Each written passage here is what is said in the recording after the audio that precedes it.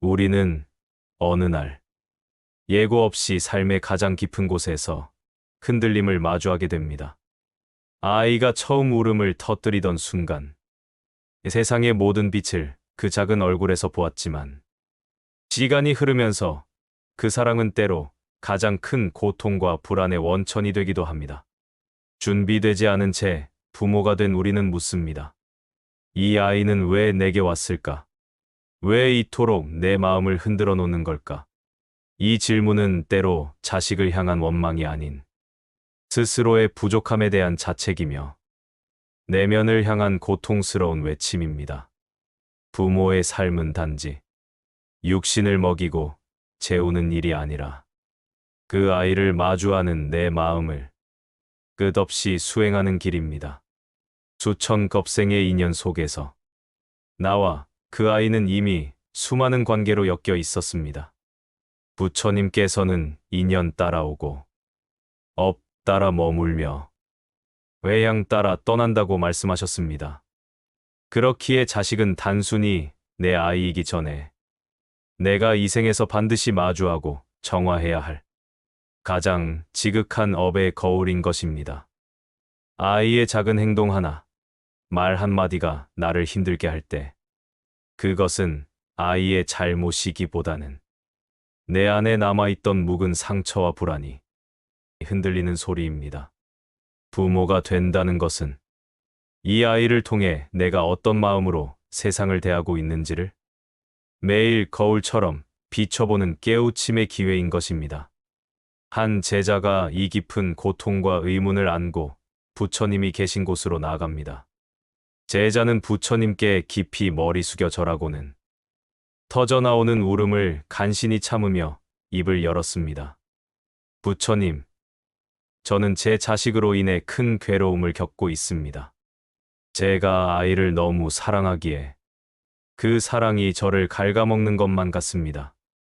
아이는 제 마음처럼 따라주지 않고 제가 바라는 대로 자라주지 않습니다. 날마다 다투고 날마다 후회하며 날마다 마음이 무너집니다. 저는 이 아이를 잘 키우고 있는 것인지 모르겠습니다. 이 아이는 왜 저에게 왔습니까?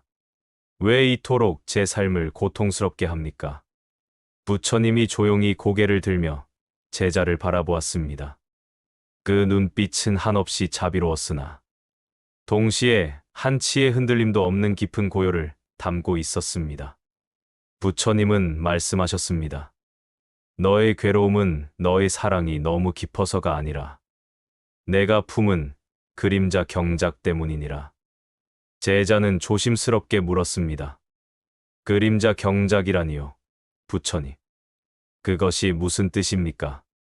부처님이 자비로운 목소리로 대답하셨습니다. 보아라.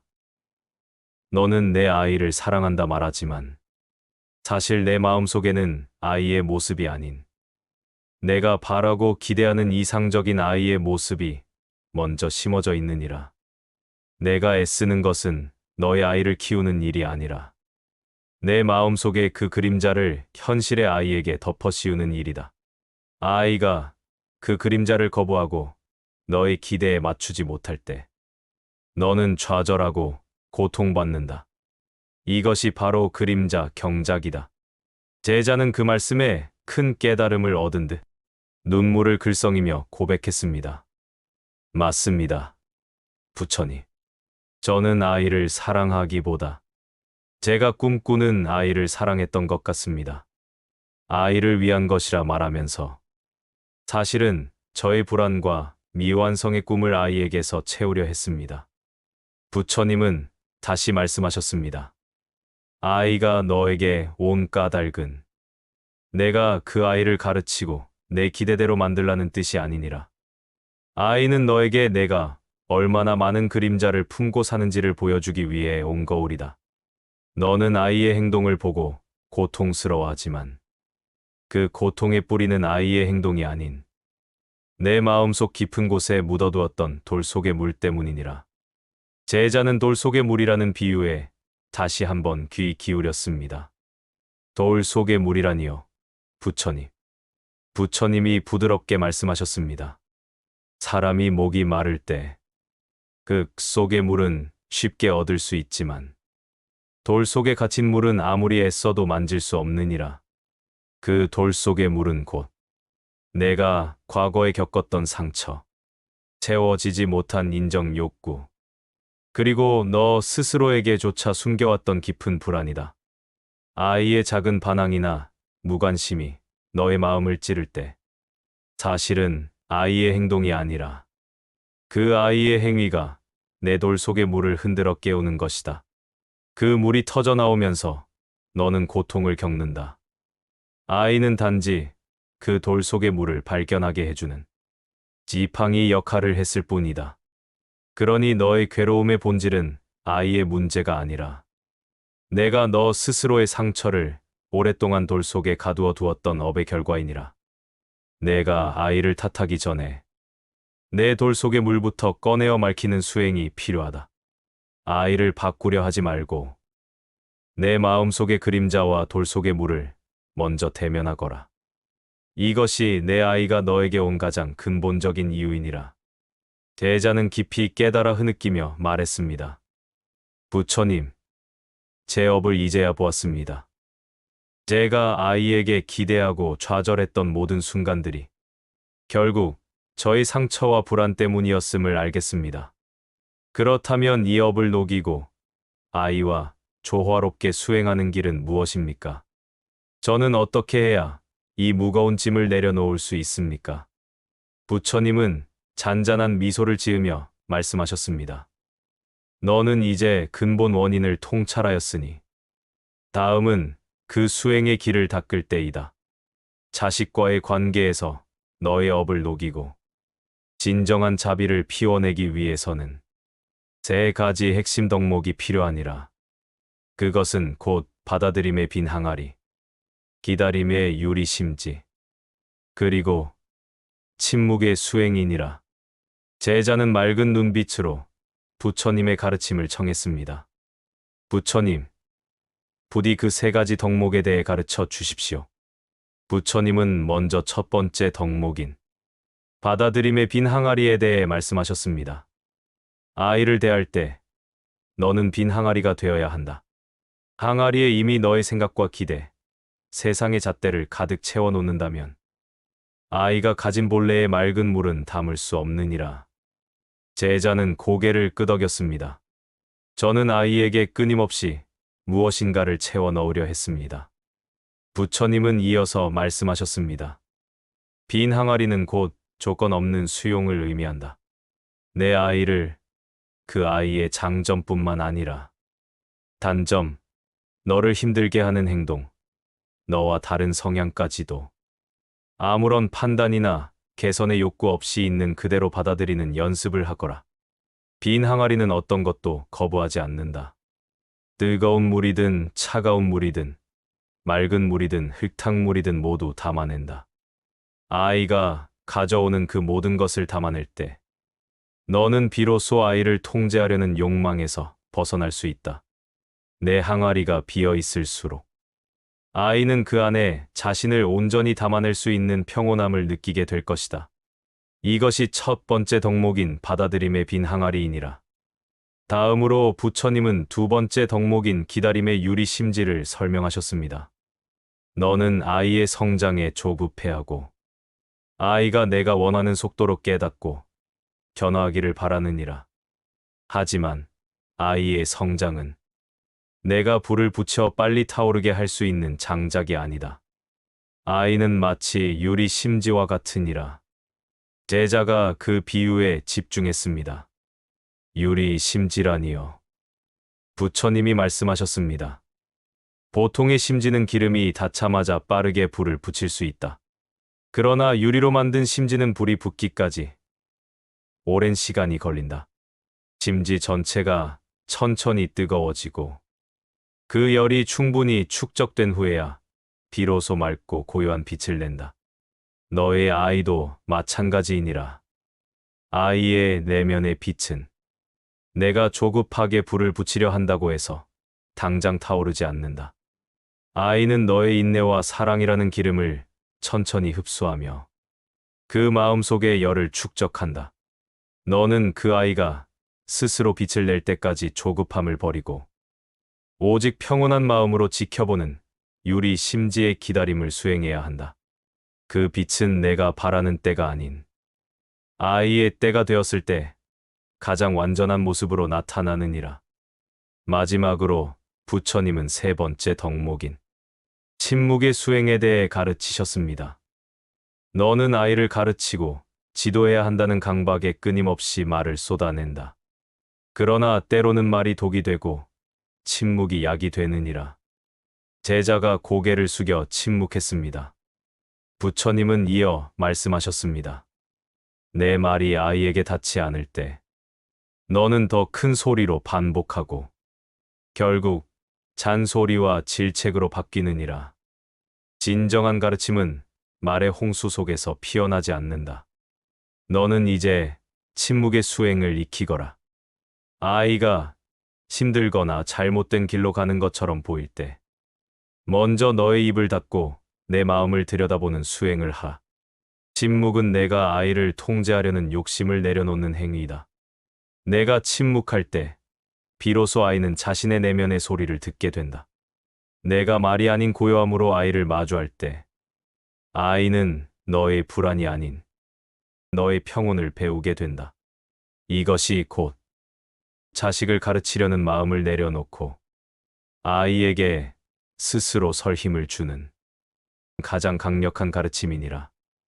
이 세 가지 덕목, 받아들임의 빈 항아리, 기다림의 유리심지, 그리고 침묵의 수행이야말로 자식과의 관계에서 너의 업을 복으로 바꾸는 핵심 원칙이니라. 제자는 이 가르침을 깊이 새기며 이제 구체적인 실천 방법을 여쭈었습니다. 부처님, 이 가르침을 일상에서 어떻게 실천해야 저의 무너지는 마음을 다잡고 아이와 진정한 인연을 이어갈 수 있겠습니까? 부처님은 미소 지으며 대답하셨습니다. 너는 이미 길을 보았다. 이제 그 길을 걷는 세 가지 구체적인 실천 원리를 일러주마. 그것은 마음의 호흡, 경계 바라봄, 역할의 뒤집힘이니라. 첫째, 마음의 호흡을 익히거라. 아이의 행동이 내 마음을 흔들어 분노나 절망이 치솟을 때 너는 본능적으로 반응하려 한다. 그러나 그 순간 내 입이 열리기 전에 내 마음속에서 깊은 호흡을 3번 반복하거라. 제자는 그 호흡법에 집중했습니다. 부처님이 말씀하셨습니다. 첫 번째 호흡은 아이에게 반응하려던 너의 충동을 멈추게 한다. 두 번째 호흡은 내 안에 일어난 감정, 즉 분노나 불안을 알아차리게 한다. 세 번째 호흡은 그 감정이 내 것이 아님을 단지 스쳐 지나가는 인연의 파도임을 깨닫게 한다. 3번의 호흡 후에도 말이 나오려 한다면 다시 3번을 반복하거라. 이 짧은 찰나의 마음의 호흡이 내가 업을 짓는 순간과 자비를 행하는 순간을 가르는 결정적인 순간이 될 것이다. 둘째, 경계 바라봄을 수행하거라. 아이의 행동이 너에게 고통을 줄 때 너는 그 고통의 경계를 밖으로 향하게 한다. 그러나 이제 그 경계를 안으로 돌려라. 부처님은 이어서 설명하셨습니다. 아이가 거짓말을 하거나 너의 말을 무시할 때 너는 그 아이의 행동에 집중하며 화를 낸다. 그러나 그때 너의 마음을 녹슨 거울처럼 바라보거라. 아이의 행동은 너의 거울에 비친 상에 불과하다.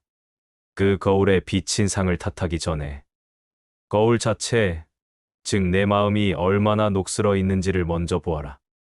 내 마음이 녹슬어 있으면 아이의 맑은 모습조차 왜곡되어 보이고 작은 흠도 크게 보이느니라. 아이의 행동이 너를 괴롭게 하는 순간은 바로 내 마음의 거울이 녹슬었음을 알려주는 경계이니라. 매번 그런 경계를 만날 때마다 아이의 행동을 내 마음의 녹슨 정도로 관점을 바꾸어라. 아이를 탓하기보다 내 거울을 닦는 수행을 하거라. 셋째, 역할의 뒤집힘을 행하거라. 너는 내가 부모이고 아이를 가르쳐야 한다고 생각한다. 그러나 매일 잠자리에 들기 전 하루 동안 너와 아이 사이에 일어났던 모든 일을 되돌아보며 역할의 뒤집힘을 수행하거라. 제자는 이 실천 방법에 대해 신기해하며 경청했습니다. 부처님은 말씀하셨습니다. 내가 아이에게 화를 냈던 순간, 내가 아이에게 잔소리를 했던 순간, 그 상황에서 내가 아이가 되고 아이가 내가 되었다고 상상해 보아라. 아이의 입장에서 너의 말을 들을 때 어떤 기분이었겠느냐? 내 꾸지람이 아이에게 어떤 상처로 남았겠느냐? 매일 이 역할의 뒤집힘을 수행하면 너는 아이의 고통을 공감할 수 있는 자비의 뿌리를 내리게 된다. 너는 더 이상 아이의 부모가 아니라 아이의 삶을 통해 깨달음을 얻는 겸손한 제자가 된다. 아이는 너에게 참을성을 가르쳤고 내려놓음을 가르쳤으며 무조건적인 사랑을 가르쳤다. 부모의 역할은 가르치는 것이 아니라 아이에게서 배우는 것이니라. 이 세 가지 실천 원리, 마음의 호흡, 경계 바라봄, 역할의 뒤집힘을 일상에서 꾸준히 행한다면 너의 괴로움은 점차 맑아지고 인연은 평화로워질 것이다. 부처님의 깊은 가르침을 들은 제자는 마음속의 무거운 짐이 한결 가벼워지는 것을 느꼈습니다. 제자는 부처님께 다시 한번 경건하게 머리 숙이고 마지막 가르침을 청했습니다. 부처님, 이제 자식과의 인연이 가진 의미를 더 깊게 깨우칠 말씀을 주십시오. 부처님은 고요히 눈을 감았다가 뜨시며 말씀하셨습니다. 좋다. 너의 마음이 청정해졌으니 이 인연의 가장 깊은 본질을 이야기해 주마. 자식과의 만남은 단순한 부모-자식의 관계를 넘어 수많은 생을 엮어온 무지개 실타래와 같은 인연이니라. 보아라. 무지개는 7색으로 이루어져 있지만 그 색깔 하나하나가 독립된 채로 존재하는 것이 아니라 모두 하나의 빛에서 갈라져 나온 것처럼 보이느니라. 마찬가지로 너와 내 아이는 지금 부모와 자식이라는 두 가지 색깔로 뚜렷하게 나뉘어 보이지만 사실 너희는 수많은 전생 동안 쌓아온 인연의 끈, 즉 무지개 실타래로 엮여왔느니라. 어느 생에는 내가 아이의 은혜를 입은 자였을 수도 있고 또 어느 생에는 내가 아이에게 갚아야 할 빚을 지었을 수도 있다. 지금의 부모-자식 관계는 그 긴 실타래가 이 생에서 풀어지기 위해 선택한 임시적인 역할극에 불과하니라. 내가 아이를 대할 때 아이의 행동 이면에 숨겨진 전생의 인연까지 투영하여 보아라. 아이가 너를 힘들게 할 때 그것은 내가 과거에 아이에게 갚아야 했던 업의 이자를 지금 갚는 과정일 수 있다.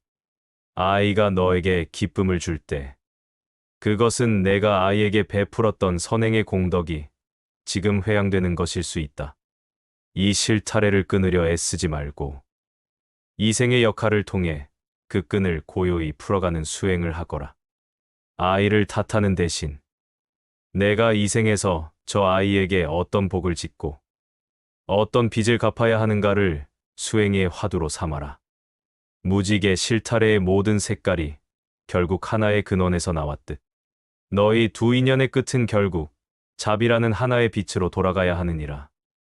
제자는 이 가르침에 눈을 감고 깊이 생각에 잠겼습니다.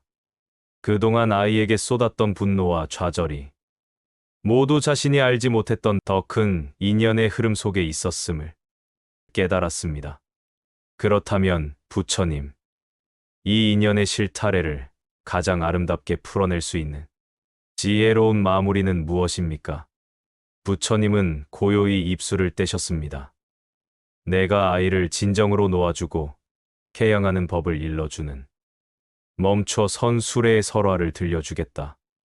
옛날 아주 먼 곳에 먼 길을 떠나야 하는 아들을 둔 아버지가 있었다.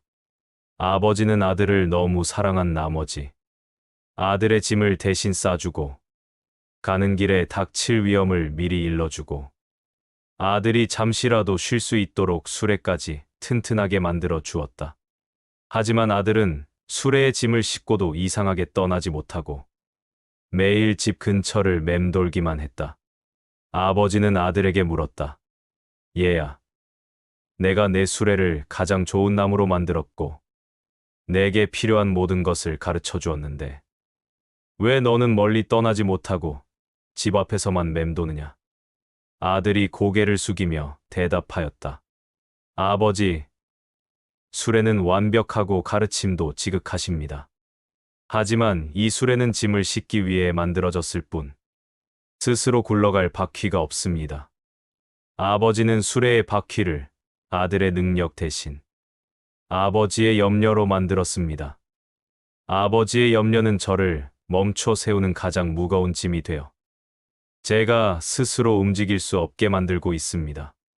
이 수레가 굴러가려면 아버지의 염려가 아닌 저 스스로의 힘으로 움직이는 바퀴가 필요합니다.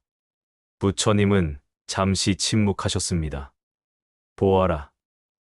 너의 사랑도 그 아버지의 염려와 같지 않느냐? 너는 아이에게 가장 좋은 것을 주고 가장 안전한 길을 안내하려 한다. 그러나 내가 주는 그 모든 도움은 아이의 삶을 움직일 힘이 될 수 없다.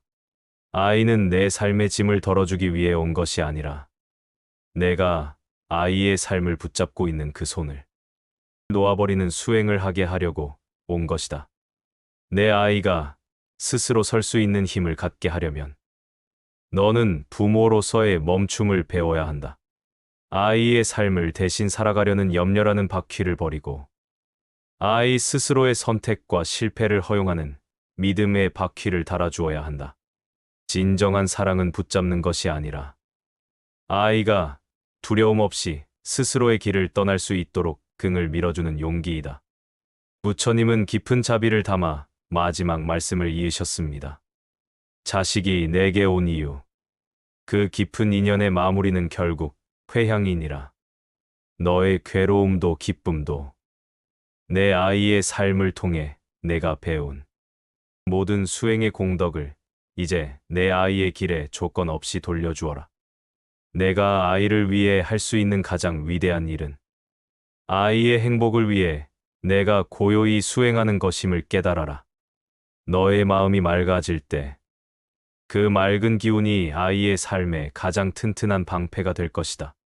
너의 욕심이 사라질 때 그 빈 공간에 아이 스스로의 빛이 가장 밝게 피어날 것이다. 이제 너는 이 세 가지 회양의 징후를 내 삶에서 확인하며 나아가거라.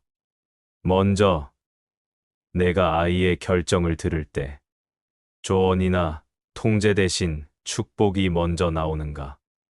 아이의 선택이 내 생각과 다르더라도 그것이 아이의 인연임을 받아들이고 진심으로 그 길을 응원하는 마음이 일어나는가? 만약 걱정과 불안이 먼저 일어난다면 그것은 아직 내 그림자를 경작하는 마음이 남아있다는 징후이니 다시 마음의 호흡으로 돌아가라. 다음으로 내가 아이의 성과를 다른 아이와 비교할 때 내 마음의 동요가 없이 평온한가? 아이의 부족함이 너의 체면이나 불안을 건드릴 때 너는 즉시 경계 바라봄을 통해 내 마음의 녹을 닦아내는가? 모든 아이는 저마다의 때와 속도, 그리고 인연을 갖고 태어난다. 너의 아이를 그 자체로 존중하는 마음이 흔들리지 않는다면 너는 바른 길을 걷고 있는 것이다. 마지막으로 내가 아이를 위해 해줄 것이 없음에 평온하고 자유로운가? 부모로서 무엇인가를 끊임없이 해주어야 한다는 강박에서 벗어나 아이의 삶을 그저 고요히 지켜볼 수 있는가? 만약 아이가 어려움에 처했을 때 내가 즉시 뛰어들어 해결해 주려는 욕망 대신 아이 스스로 그 문제를 헤쳐나갈 힘이 있다는 것을 믿고 기다리는 침묵의 수행을 할 수 있다면 너는 진정으로 이 인연을 회양하고 있는 것이다.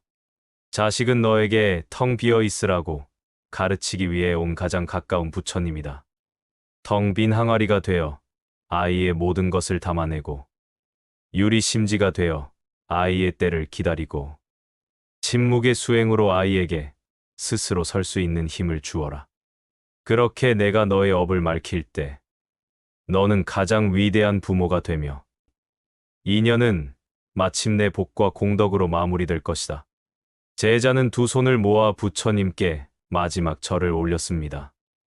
부처님의 가르침은 괴로움의 원인을 밝히고 실천할 길을 열어주었으며 인연의 깊은 의미까지 일깨워 주었습니다.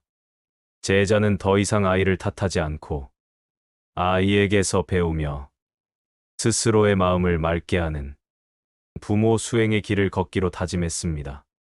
자식이 내게 온 이유는 나를 기쁘게 하기 위해서가 아니라 나를 깊이 있게 하기 위해서입니다. 나는 오늘 이 생에서 이 아이를 통해 나를 수양하겠습니다. 이제 나는 이 인연을 부처님께 개양합니다.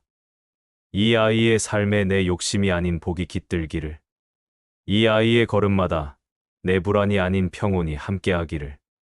이제 이 인연을 놓습니다. 그러나 마음은 남겨둡니다. 나무아미타불 관세음보살. 오늘의 부처님 말씀을 통해 우리의 모든 인연이 수행의 거울임을 깨닫고 고통 속에서 자비를 피워내는 지혜를 얻으셨기를 바랍니다. 이 가르침이 여러분의 삶의 작은 깨달음의 불씨가 되었다면 깊은 생각과 소회를 댓글로 나눠 주십시오. 긴 시간 함께 해주셔서 진심으로 감사합니다.